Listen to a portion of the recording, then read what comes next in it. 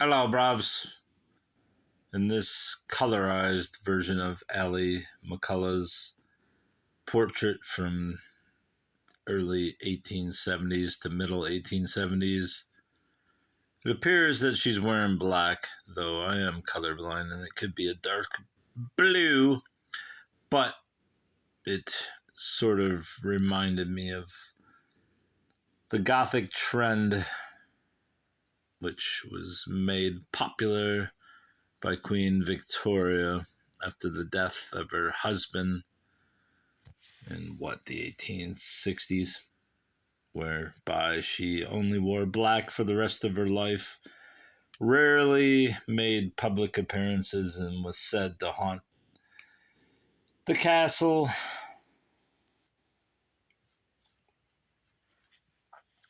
Obviously, tuberculosis played a large part in Victorian fashion, as the pale, frail look of women who were afflicted with TB, and perhaps even men,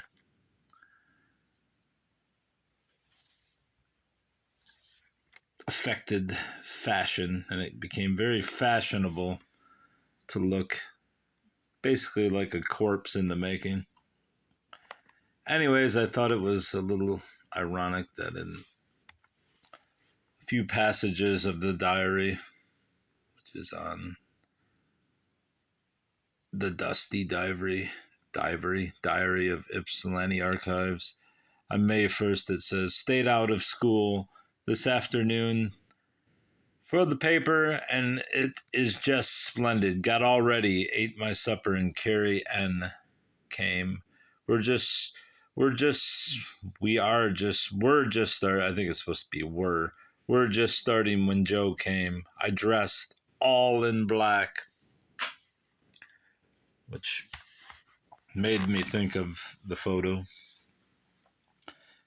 and the aforementioned awful history that I've related about Gothic fashion, the Victorian era, which obviously Allie lived in. But there's also humorously, there's several mentions of an Anna Rice who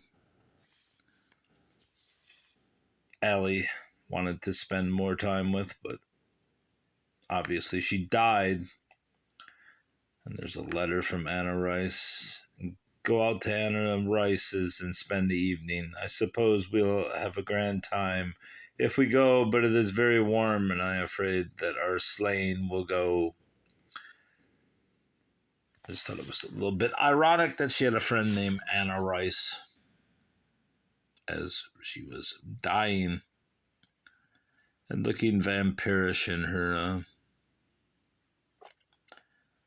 portrait, which is not to mock her situation at all, but just something I've thought about a little bit for no other reason than it was natural to consider it, as people often commented on her paleness.